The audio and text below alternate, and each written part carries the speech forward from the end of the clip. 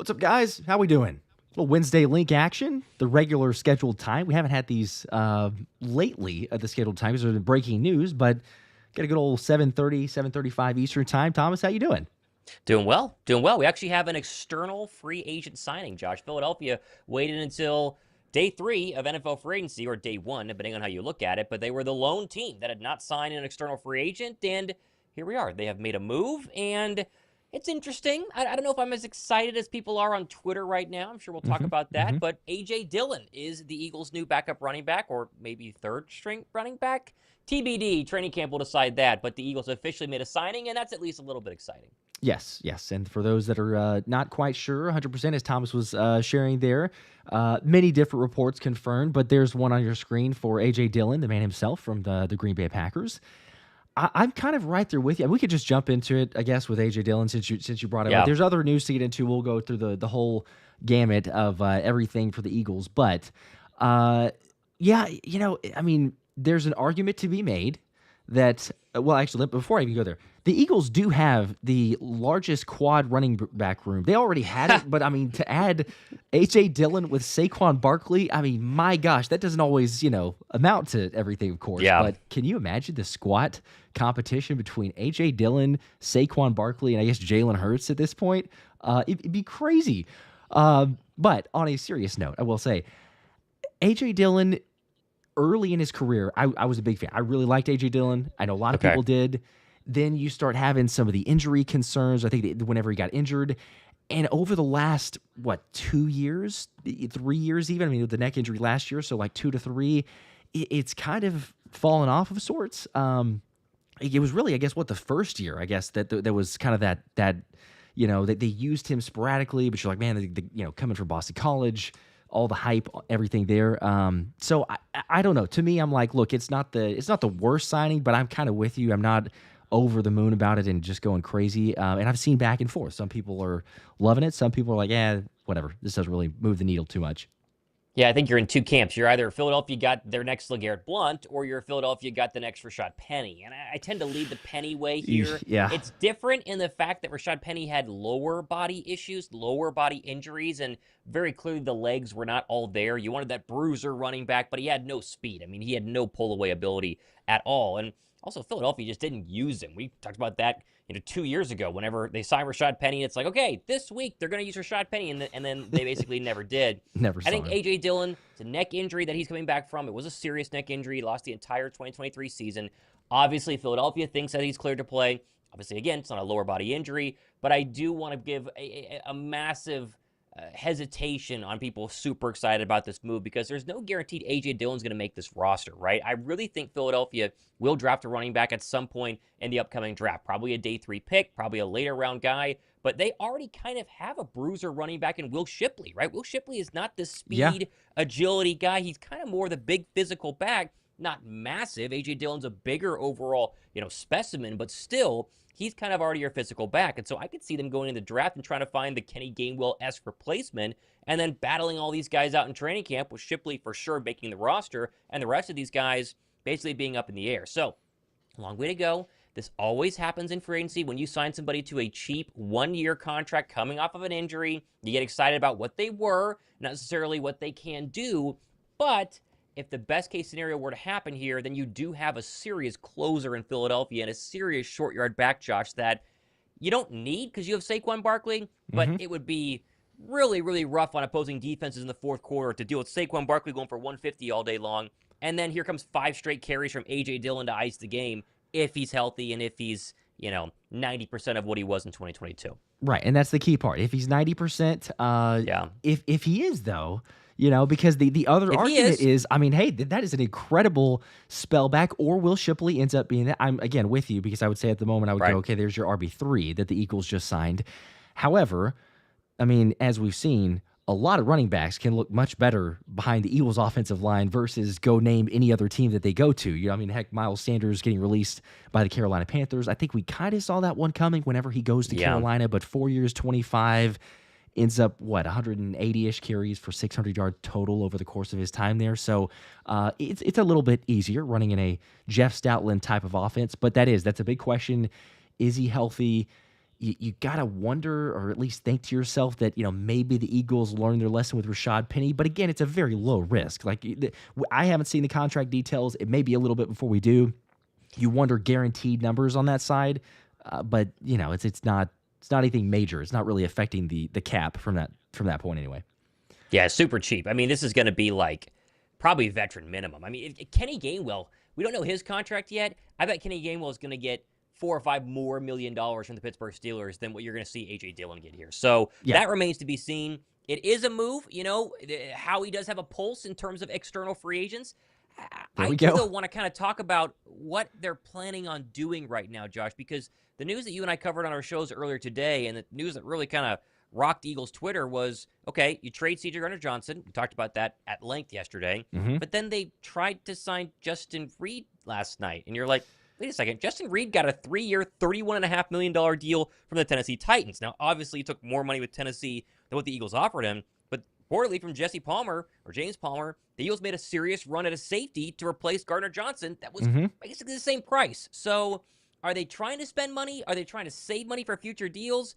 A lot of Eagle fans are confused right now after that leak came out that Philadelphia was trying to get this person when we were told yesterday they had to get rid of Gardner-Johnson for money reasons. Yes. Yeah, that was very strange, to say the least, because I was doing the live stream hanging out last night, and then it came out, the news from James Palmer, and I thought the same thing. Because whenever the news initially broke, we went live. We're like, hey, C.J. Gardner-Johnson, the trade. It's kind of mind-boggling. What on earth is Kenyon Green? Still don't really know there. There's a lot of question marks. If you start looking into the film and everything else and dissecting that one, trust Jeff Stoutland, but it didn't really add up. And I know that the talk was, hey, this is financial. Sure, I get that. And for people that don't fully understand it, I don't understand it to a granular detail, but there is a difference of understanding of like cash savings versus cap savings, and you can manipulate things. So it was more along the lines of a cash savings for the C.J. Gardner-Johnson deal. That was what we were told. But come on, like face value, you and I are sitting there looking at that, and we were texting offline about it as well, going like, look, are you like, is this everything? And, we can't really share anything beyond this, but we'll just say there's a source that we have that there's possibility of something else behind the scenes. That's what we'll leave it at. So still, that's kind of where we were leaning towards. And then you kind of get more of an official report to say, again, even if they weren't going to do 3 years, $31.5 million for Justin Reid, like 3 years, 27. I mean, that you had to be close to that number if you were one of the final three teams. Yeah. And then also the guaranteed money was 22.5 is what he got. So you're telling me, I mean, Philly 20? Were they going to do 20? Because CJ Gardner-Johnson's got 10. So, if I'm CJ, like he seemed to handle it fairly well. He's like, hey, no bad blood. Moving on. I wanted to be traded to a contender. Cool. I'm in Houston. But if I'm CJ, I'm looking at that going, you got to be kidding. Unless he knew. Maybe he knew and he's just covering up like, oh, well, I don't care, move on. But that looks really shady as far as like, again, what was told, or at least the optics from what we saw, and I assume what he was being told, to then all of a sudden about face, and you're like, a couple hours after that, Justin Reid was found out to be like, oh, yeah, we traded away CD and then immediately go after Justin Reid. So a little bit strange. Well, Philadelphia needs a safety. I mean, we talk about Justin Simmons the past couple of days. I think it's very clear that Howie is done with these one-year contracts to past their prime veterans, right? And now A.J. Dillon, obviously, we talk about one-year contracts for the veteran minimum. I'm sure Howie would do plenty of those deals for guys like A.J. Dillon. He might do some more here in the coming days. But one-year contracts for vets that are past their prime, it seems to be over. And I think, there's a great tweet from Zach Berman earlier today saying that there's a new philosophy in town. Philadelphia is trying to think more with their head instead of their heart on these post-Super Bowl rebuilds, or reloads is probably the better word. And I went back on my show today and I looked at, the 2018 free agency, right after the Super Bowl, the 2023 free agency right after the Super Bowl. And Philadelphia got burned on a lot of contracts as they went hunting for veterans who maybe they could turn into something, and none of them panned out. We're talking like Greedy Williams, Terrell Edmonds was another name that popped in there. Mike Wallace was another name that we kind of forget. Like there's a lot of people that Philadelphia tried to either bring in who are past their prime or re-sign who was past their prime. Darren Sproles they gave a contract to in 2018. He was very clearly past his prime. And so this offseason, that's a good point. It feels like Howie Roseman basically said, you know what? I'm drafting very well. I've drafted very well the past couple of years. all the position groups we're losing people on. I have somebody ready to go. Obviously, we got to wait and see if Jalix Hunt can be at the Josh Sweat level. I think he can. And I think he's just going to stockpile draft picks, go into the draft in a couple of weeks and say, hey, I'm going to give Vic Fangio a bunch of young players. Do with it as you will. And I think we're not going to see a lot more moves here, Josh. Like Azeez Ojulari is a name that gets thrown around a lot. That doesn't feel like it's going to happen. I mean, Trey Hendrickson's name was popping back up on Twitter today, and I'm like, they're not going for Trey Hendrickson if they're not going to pay anybody else but veterans on a one-year, minimum deal. So it's a changing of the guard, and I think Eagle fans have got to recognize what's going on here. They're trying not to make the same mistakes they did, especially in 2023 after losing the Super Bowl in 2022. Exactly right. Yes. Howie said, how many different times in so many different ways? Basically, like, I got too emotional. I was sentimental, learned the lesson, kind of move beyond that for this season. So you're seeing the same thing. It's a youth movement. Heck, I mentioned earlier, but it's of the similar sort of like Howie is going to have 19 picks over the next 2 years, if not more. A lot. Like there may be more, probably depending more on the compensatory picks. So at least 19 over the next 2 years. And if we're going into this season, I mean, who knows what happens to Dallas Goedert, but your oldest player, your oldest starter is going to be Lane Johnson. Besides that, the only other 30-year-old plus would be Dallas Goedert, and he may not be on the roster. They're still potentially looking at moving on from him. Do they trade him? Do they cut him? What happens there? So, it'd be kind of surprising, but ultimately, then on the defensive side, Zach Bond is your oldest guy at 28 years old, just turned 28 back in December. So definitely a youth movement, a concerted effort to focus there. The CJ one, just going back real quickly, still odd, because it doesn't fit the bill necessarily for the save cash like we were talking about. And also, Justin Reed is a year older than C.J. Gardner-Johnson, so it doesn't even fit in the element to say, hey, we're going to get younger to bring in a guy here long term. I don't know. There's something else that went on, had to have, in my mind, as we said, rumors, speculation, things like that. Nothing officially reported, and we'll see. Shout out to everybody in the chat. Get to some of these super chats as well. Killer Taters with a 2. Tush Push about to go 10 yards. A play talking about A.J. Dillon. Get him on with Saquon. What do you do? Like AJ and Saquon, one on each butt cheek, and just shove Jalen for 10 yards. You don't even need. It's not going anywhere, and they're not banning it this year. So welcome to 4th and 1. I mean, it's just going to keep happening. Might as well. Sam the man, what's up? How's it going? Just the what's up comment, but appreciate that. Jerry Lara with the 5. Also, another Tush Push comment. So Tush Push 1st and 10 with the quads squad behind Jalen to get the first down. Again, you need it like instead of a 3rd and 2, now it's like 3rd and 4. Okay, let's line up and do the Tush Push. Just do it twice. Yeah, very, very simple. Yeah, easily get it. Josh H with a 5. They re-signed VanSumeren. Now let's do Covey. I don't really want to see Coop doing punt returns anymore. Yeah, well, that's part of our show tonight. They have basically allowed Britain Covey to be a free agent. They have not signed his restricted free agent tender, and so he is on the free agent market. Doesn't mean they can't return, but again, every single time they've lost somebody, Josh, you look on the roster, Anais Smith's right there. Now, Anais Smith is nowhere near what Britain Covey turned out to be. I thought Covey was fantastic. Real bummer that he got hurt majority of 2024. I think that he was really turning into a great punt returner and a great returner, and I think a great receiver overall. I think some teams definitely going to snatch him up. But here's Howie again going, okay, I can think with my heart because we like Britain Covey, and I could bring him back and give him a couple $1 million, or we drafted Anais Smith, whose whole MO was punt returning essentially at Texas A&M in the 5th round.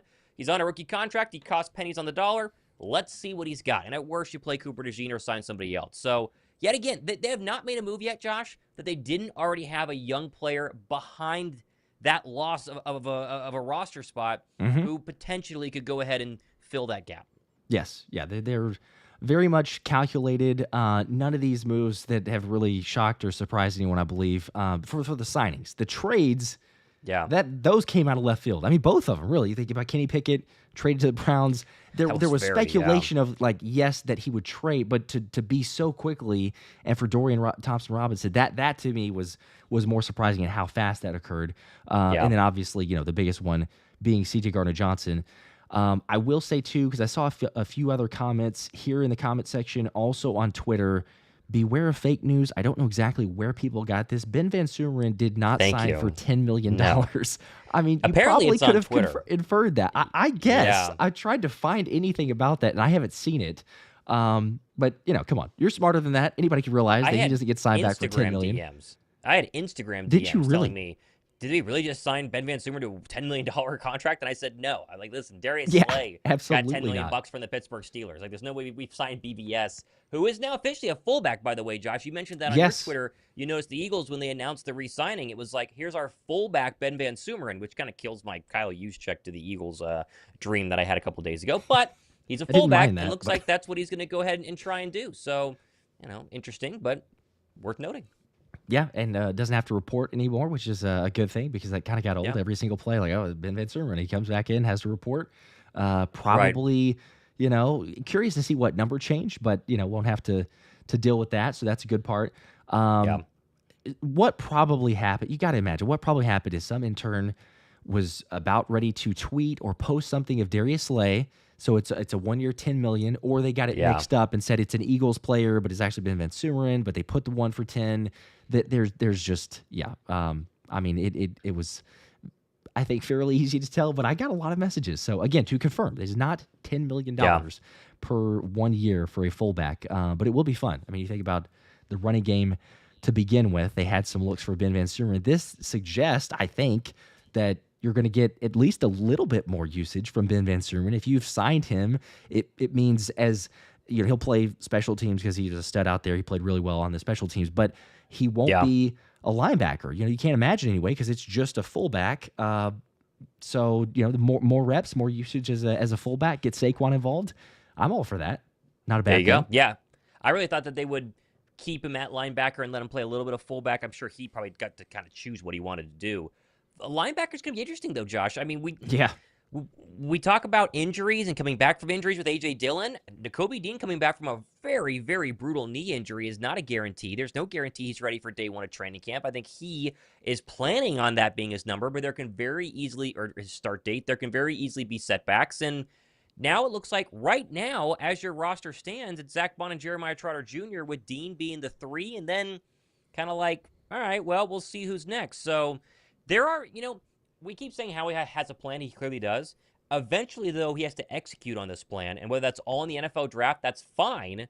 But there are plenty of holes that they need to go ahead and start plugging, and that's why I think we keep kind of waiting on pins and needles, today, tomorrow, Friday, Saturday, like, okay, when's the next move? When are you getting that next safety, right? When are you going to add another edge rusher? When are you going to go ahead and add an extra linebacker? Yeah.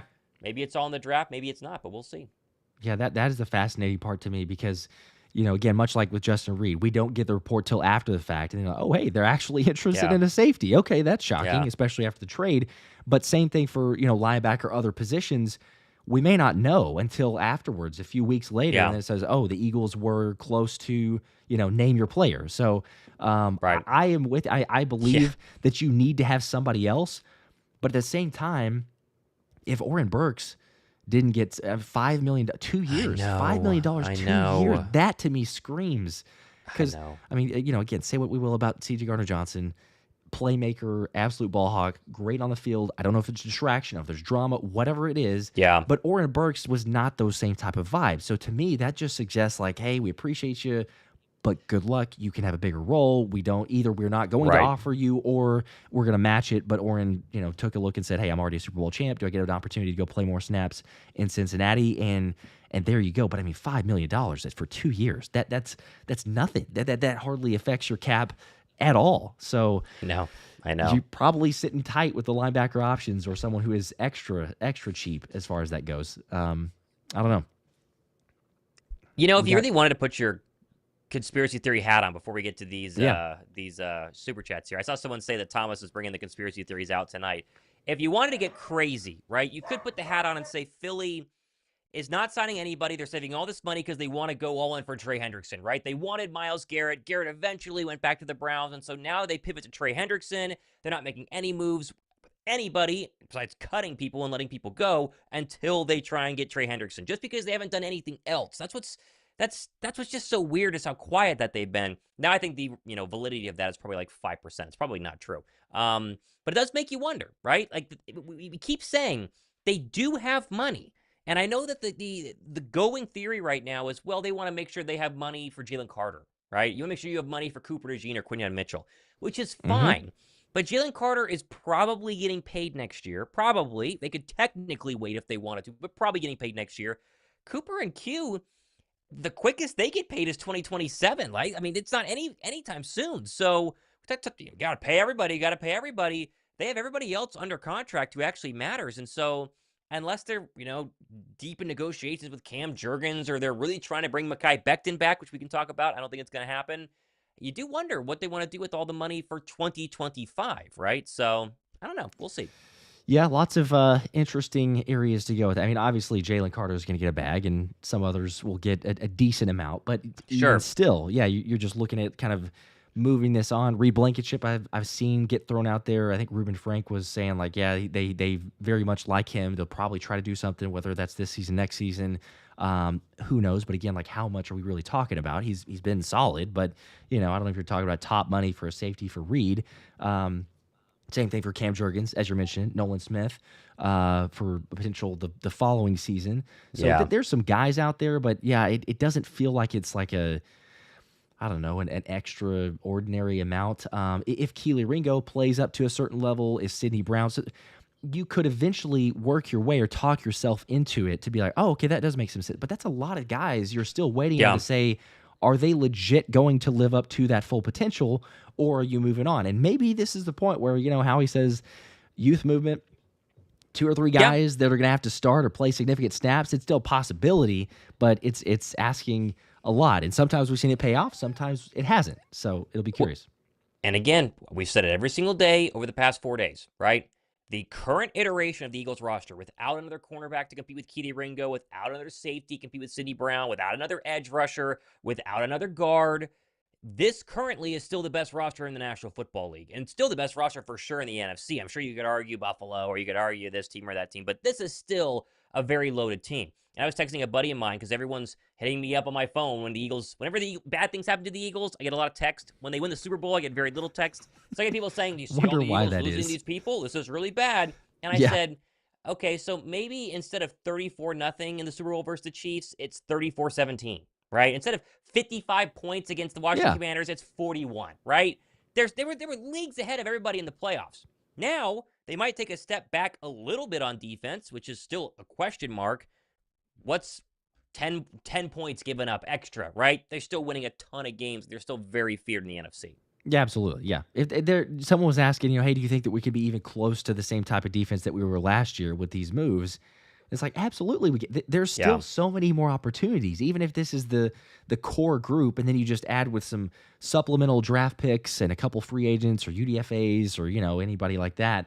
It for sure. Like you could say top 10, absolutely. Top 10 defense. Top 5 still feels very realistic, and you could even be the number 1 defense. We saw guys take strides like crazy in Coop and Q. Do you get that again? Who knows? That doesn't happen every single year, but I don't think it's out of the ordinary to say, yeah, that is still a possibility with the guys you have. Shout out to a couple of super chats, so I hit on those. Real Talk with the G, though, gifting 10 Philly Special Show memberships. Let's go. There you go. Appreciate that. Everybody getting on the action there. Crush Melatonin. Breaking news, Philly Eagles GM Howie Roseman put into concussion protocol with the beer can. So there's the image. I saw this floating around a lot more often, which you knew this was going to get turned into some sort of meme or anything like that. You knew it was, but I don't know. The first envisioned part was, hey, a CJ Gardner-Johnson trade and check Howie for a concussion. It was more so like, what a baller move. He's got the cigar in his mouth and everything there. I get it. People are still wondering. It's hard to fully comprehend what his plan is, but he's got one. We say it all the time. He's playing 4D chess. He thinks so many different moves ahead. It's not a knee-jerk reaction. It was at least thought out. It was planned for a while. I don't know how long, but it wasn't a like, oh, wake up today and go, you know what, we're trading CJ. That's it. Like there may have been a moment earlier where, okay, we're going to start looking into this, but in my mind, it couldn't have been, oh, today. Like, here you go, make this move. Carlos with a 5. Appreciate that. Gentlemen, salute. Okay, Howie trades all the picks this draft, and we get Carter. I love these. Warren, come on, guys. And Emanwari. I think that'll be an even exchange from what we lost. Are we the only ones drafting? Are they canceling it for the other 31 NFL teams out there? Emanwari is a very real possibility. Okay, Starks is in a large contingent to the Georgia Pro Day today. For sure. Here, an hour and a half north of me in Atlanta right now, up in Athens. So they easily could get Starks Emenwari, any of the other edge rushers, the Ole Miss guys, anything like that. I think they might have to move up for, the USC safety. I think Malachi Stark's probably got to move up a little bit there too. But they Yeah. do have the ammo, Josh, to go from like a 32 to a 27, right? That kind of move is very possible. 32 to anywhere in the teens is most likely not going to happen because you would give up a lot to go. Even past 23 would probably be a pretty big king's ransom. So, Yeah. you're hovering around 32. Your guy is Malachi Starks. You're starting to think, oh, he might go at 27, go to 26, good to go. So, they have the ammo to do so. I think Howie's going to go crazy in this draft, as he normally does, up and down, up and down, up and down, Yeah. all throughout the rounds. Plenty of trading. I would absolutely agree. It's fun to think about. It's fun to play out the scenarios. Abdul Carter is the most ridiculous, never ever going to happen. Warren is still not going to happen, but it's at least not to the extreme. You'd have to give up a lot of draft picks to move up. But then, as you said, with Emenwari or some of the other safeties, I could certainly see you sit there, you wait, you make a move to try to go get somebody. Howie does have the ammunition there. Peyton with a 2. Did BG officially retire? I don't. Did we actually officially get that? No, he has not. We haven't seen the press conference, like Kelsey got.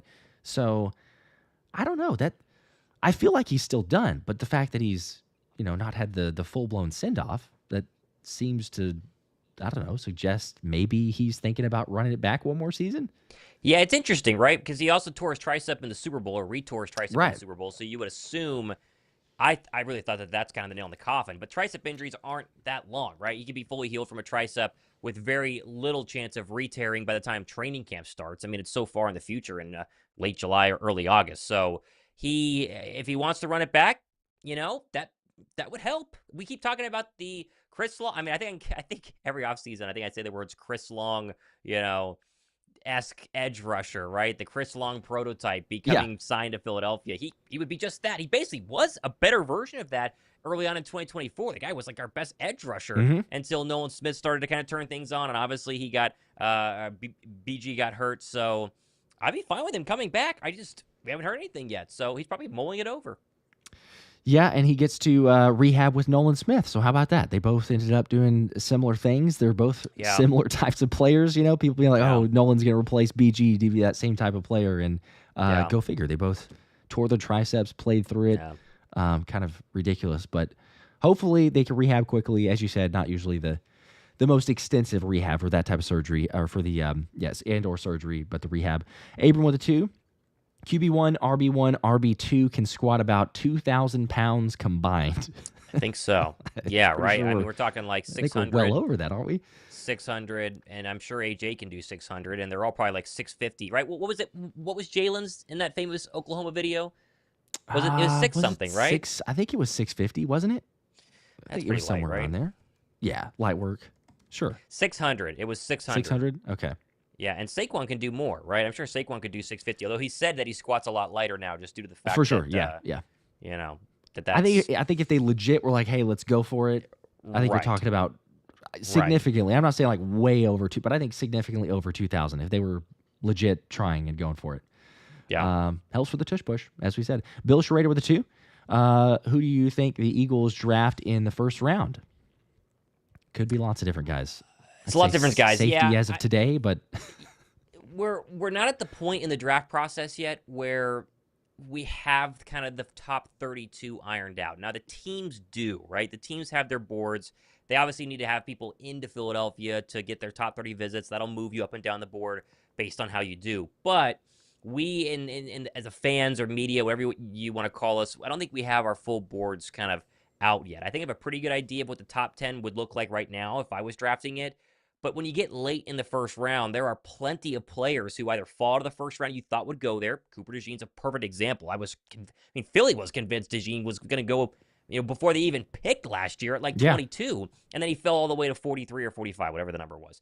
And then there are plenty that should go in the second round that hop into the early or the late first round, right? Is it a quarterback like a Jackson Dart this year? Who knows? So there are a lot of names out there that I think are going to grow on a lot of Eagle people's minds in the coming weeks, but I think Malachi Starks and Nick Emenwari are the 2 names that are leading the clubhouse right now because I'd be surprised if they just give the keys to Sidney Brown. They're going to let him compete, but giving the keys to him, I'd be very curious to see if that's going to be the actual game plan. Yeah, and you know that the rest of the defense, or I shouldn't say the rest, but the majority, the Philly Dogs, of course, are going to have their pick with Malachi Starks. So, Well, you know, yeah. if he is available, but yeah, I'm curious. Do they go out and sign somebody? There's a couple options. You know, do you go with a Justin Simmons I mentioned, and I know that's like the talk about it all the time, and it's a Yeah. regurgitation from last year and same thing. But it was a little interesting because he said at the, high on his list, reunion with Vic Fangio and Christian Parker. So for some reports I remember last year, or all the way even a couple years ago, that Simmons didn't really appreciate Fangio or did not want to play with him again, Right. confirmed by multiple people. That's an interesting statement because if you don't really want to play with him, you don't have to say that. You could just be like, yeah, possibility, you know, appreciated his game, Christian Parker, you know, big fan, blah, blah, blah, but we'll see. Like, just leave it at that.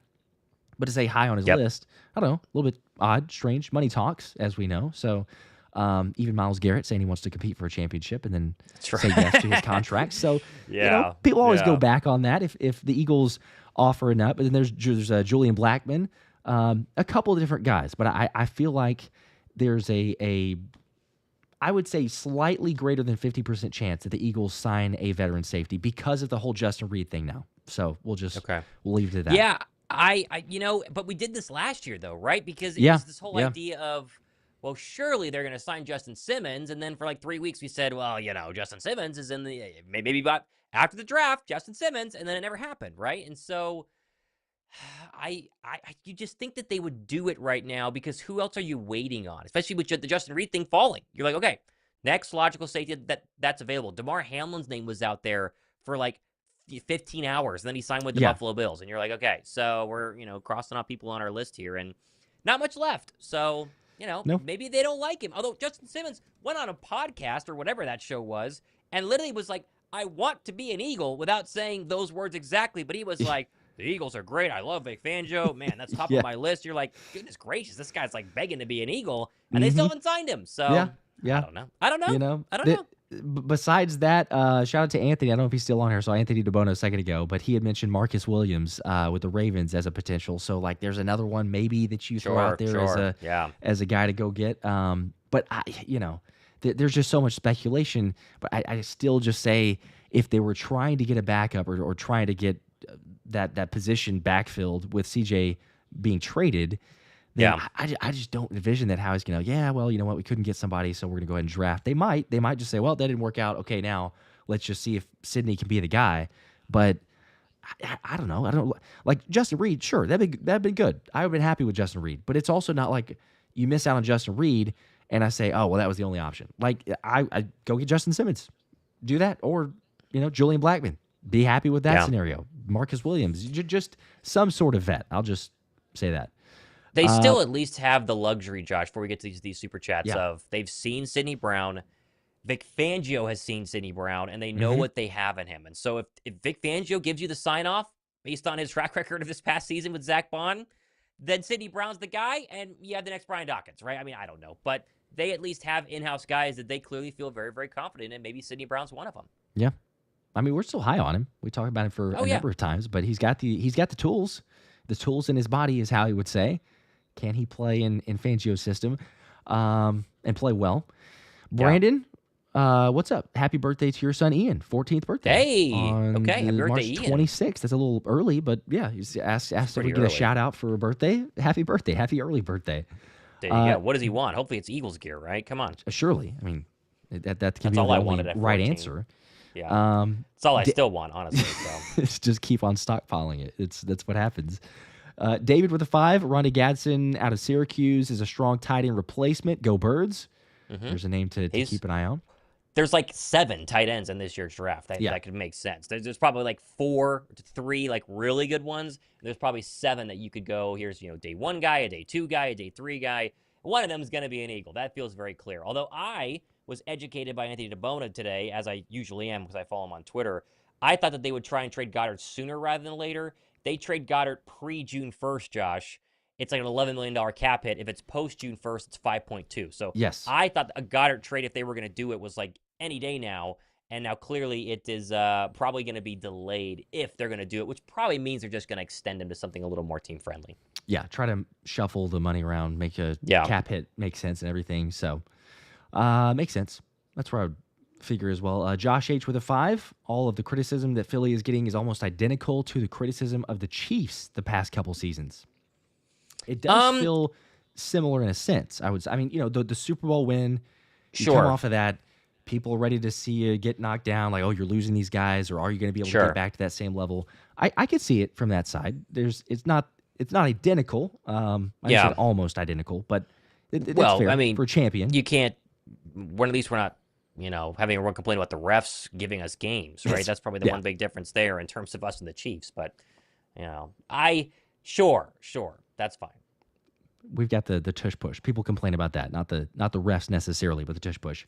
True. Jordan Torres with a 5. Didn't we say last year if the defense was above average, we still win a ton of games because of the offense's potential? Doesn't that still apply now? Yes, I literally thought about this earlier when Josh was saying if we have a top 10 defense, and I forgot to say it. All we said, I think I'm on camera like 10 times at this time last year saying, as long as it's a top 15 defense, this team's going to be nuts. And then it was like the number 1 defense, and they were, obliterating people. So 100%. If the Eagles have the 11th best defense in the National Football League in 2025, they're likely playing in an NFC Championship game, if not playing in a Super Bowl. Mm-hmm. If they have the 6th best defense in the league in 2025, it's going to look very similar to what it was this past season. Yeah. Maybe even a little better because everybody's in year 2 of a Fangio system. So, yes, 100%.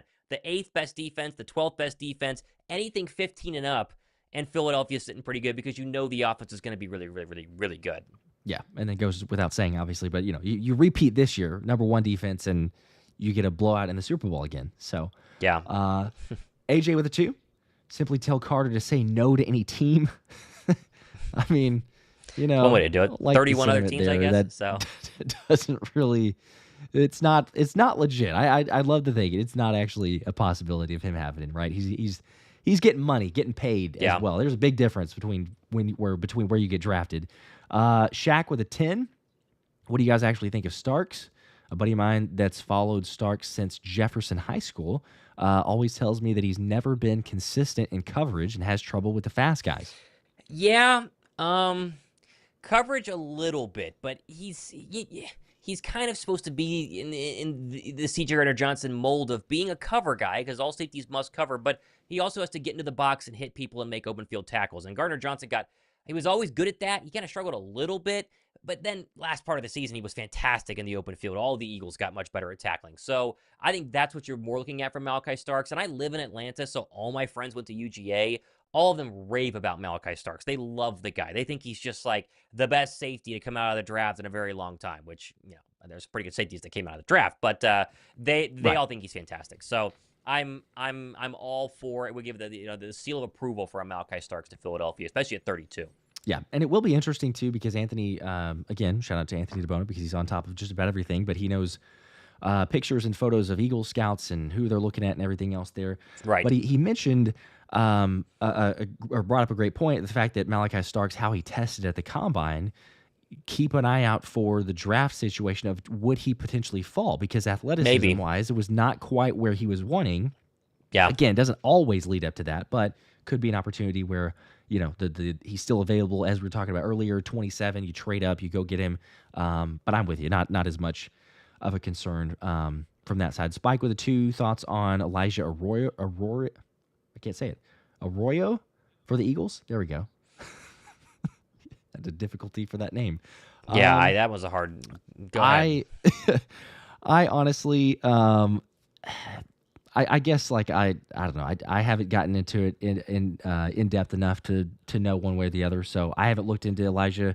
I can't even pronounce his name, as you can tell. So I probably would have had more insight there. But yeah, that's pretty much all I've got to offer. All you got to know about him is he's massive. He's like 6'6" or something like that. Like he is a ginormous tight end. So, and he was really in that Cam Ward high flying Miami offense. Probably, is that what Philadelphia wants? Do you want a massive body? Do you want more of a kind of quicker, smaller receiver? I don't know what they're looking at for tight end, but he's obviously in that group of 7 we talked about earlier of really good tight ends that Philadelphia could, take a peek at. There we go. Muhammad with 5. Brandon Lee's, I think I already hit this earlier, but making sure that we saw it. So Brandon Lee's son's birthday's coming up. Happy birthday to him. Happy birthday again to Ian, I believe was the name. Frank with a 5. Howie's got 18 picks through the first 5 rounds this draft and next. I don't think people realize how crazy that is, especially with Howie's draft history. That is so dangerous. The fact that he can move around. We were mentioning that a couple different ways, but that's whether you want to go get a guy in the first round, you want to be active in the middle rounds. He could certainly restock, and we've said this before. In those first 3 rounds, he's almost batting 1,000.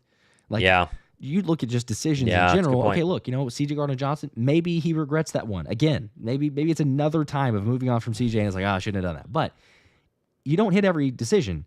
The draft, he has been in the first 3 picks of each draft over the last 4 drafts, 11 for 12, and you could argue 12 for 12. So give him that many picks. I mean, we're talking about if he keeps it up, of course, but another 6 guys, another 7 guys that you add to the roster, and you have to backfill these other situations. You have other contracts coming up. It's a perfect scenario, and the reason they continue to be good and surpass expectations and be relevant is that many good draft picks and hitting on those guys that early. So, it's dangerous. Yeah. David with a 5. Y'all are getting me fired up. Can't wait to see Q, Coop, Bond on year 2 with Fangio. How soon is September? There we go. It's going to be faster than you think. It's going to be faster than you think. Once you get past the draft, you got a couple months of a little slowness with a little OTA sprinkled here and there. Training camp, blink, and training camp's going to be here. So it'll be quick. Yes, it will. I like the optimism, though, from Dave. There we go. We need some of that. We needed some today, yeah. Understandable for some things that either have happened, haven't happened, what we're waiting on. Yeah. Emily, again, yes, I know, still sad about CJ. Someone please make it make sense. There's something else that we've not been told officially, I believe, and Eagles trying to go a different route with a different safety. Moving on. Yeah. Mike with a 2. Michael Mayer, a possibility for tight end. You never know. We've had speculation of a trade. Anthony threw out an idea of during the draft, you swap picks. Okay. What do you say? 2025 5th round pick flipped for a 2026 4th round pick, and then another 2025 5th round pick traded for Michael Mayer. Because again, you have a million 5th round picks. Yeah, you have 7. So you just go ahead and trade off a couple. I would do that, especially if you don't have your answer and they're looking at it going, for sure, we want to move away from Dallas Goedert, because then you do the draft. Right. That probably signifies based on, who they draft or what move they make for tight end, if they're going to keep Goddard or if they're going to trade him away, try to release on that side. But I don't mind that. Let's see, a couple more super chats. We're coming up on to wrap it up here with us. Shaq with a 2. Man, aren't we blessed to have Howie? He's got it. That's a little bit of a different tune, I will say, than what I've heard a lot. It's like I trust Howie, but what is he doing? That one. Yeah, a little more optimistic. He's earned it. I do wonder what the Howie haters right now, what their perfect offseason was. Was it Milton? Was it Sweat? Was it Bond and Becton? Was it, because I think in a lot of our minds it was Bond, Becton, and Isaiah Rodgers, which a report came out this afternoon that they made a run at Isaiah Rodgers and then didn't want to pay him the money, which is interesting. Right. So I think Rodgers was kind of this tipping point for a lot of people because they really wanted him to be back. And then when he didn't come back for $8 million of guaranteed money, they're like, what are we doing here? So I think if it would have been Bond and Rodgers, people would have said, and then A.J. Dillon, they'd be like, what a great offseason. This is exactly what we're hoping for. So Bond, Rodgers, and Becton, and everyone's like, Howie's a genius, how he did it again. So I think that's what people were hoping for. I think really it was Isaiah Rodgers, because I think a lot of people, thanks to you putting Isaiah Rodgers on the map, having him on your show way back when, really fell in love with the guy and thought that he was the future, and they were kind of grooming him to be the next starting cornerback, and wasn't the case. Yeah, he felt the same way too. Obviously, he posted the goodbye letter, and then it was kind of funny because I know a lot of people saw it, but AJ trolling him, being like, man, bro was here for 6 months and already sending a goodbye letter. But that's what it meant to, for Zay to be a part of the community. And as I said previously, I believe he's still going to be at the Smitty softball tournament. So he had the invitation. He's got to defend his home run crown. So his home run derby crown. So surely he'll be out there. Well wishes to him in Minnesota. Yes, we were obviously bummed, the personal connection of the show and all that. But yeah, I think we said, look, you sign Bond, everything else is gravy beyond it. But if you get Bond and Becton, then to me that's successful, even if you don't have the others. Because yeah, you've got some question marks, but Those three, absolutely. But even without it, even with just those two, kind of some plug and play, you got to see what Kelee Ringo has at some point, and especially if they believe in him, which multiple reports had come out about the Eagles believe in Kelee Ringo more than what people I think anticipate or understand. So, it's time for him to get a chance at least. You maybe draft somebody, some competition there. Yeah. I don't hate it. Christopher with a 2. Trade up or down this draft? And if so, for who? Both. Yes, we don't know. All over the place. We really don't know for who yet. Ask us that question about 2 weeks from now. We'll give you like first round, second round, third round. Like we'll have all our guys kind of picked out. But for who is hard. I think that they will honestly probably stay put at 32 or go back. That's kind of the Howie way. Unless they love somebody, right? I don't know if they have like a Quinyon Mitchell in this draft. If they're just like whatever it takes, So probably back, and then they probably come up in round 2 and 3 would be my guess. Yes. Yep. There's going to be all over the place.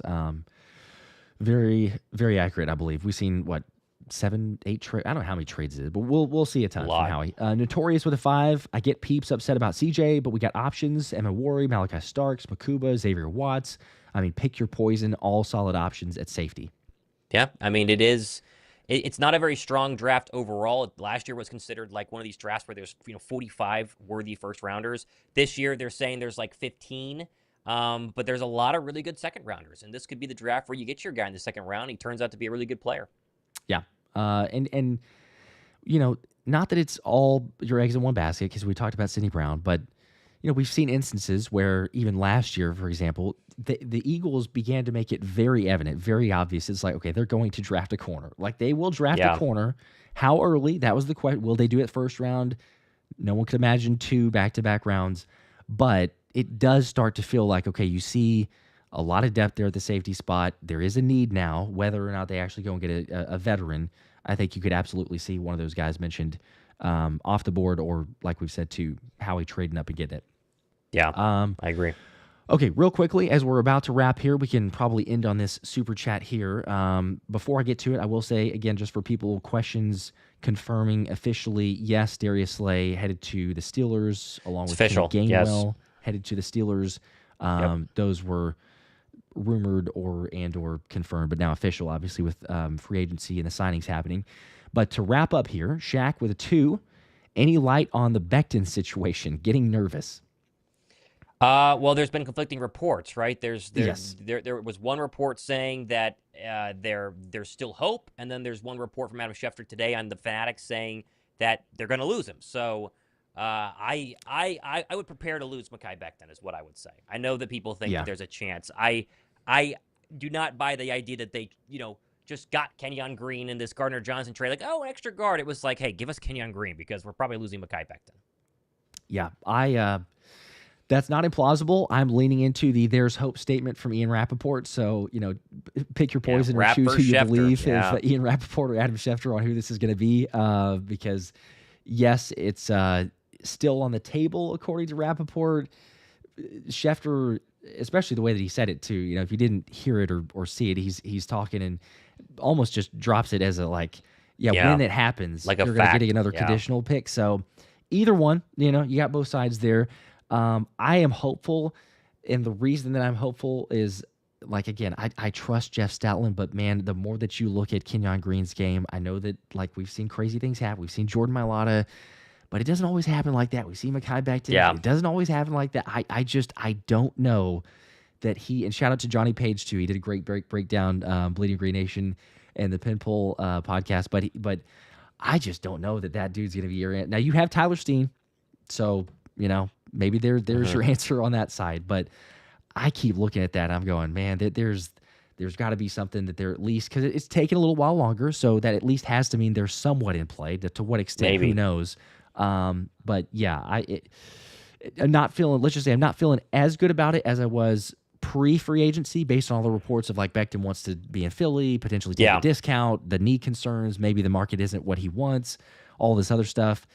Now I'm not at that, I think I was 75% range. I'm probably more of a, I don't know, throw a random number, 40% out there, 35% I'm at 30. for Becton, somewhere around there. Yeah. It's more likely he leaves than not. Yeah. we've sadly, I think, dropped down to that number, but there's still a chance. We're saying Sure. there's a chance. And we'll go live as soon as they do. We will, yes. Reminder, make sure to hit the like button, subscribe, turn those notifications on, because as soon as it does happen, we'll speak it into existence. We will be going live. All right, there we go. Ran through the super chats. Appreciate hanging out. That one flew by because there's a million different things to talk about. And yeah. at least the Eagles being somewhat active. IBH, member for 3 months, says, thanks, guys. We appreciate y'all. Could not do it without you. More videos, more news, everything else coming, so stay tuned. And as always, go Birds. Go Birds.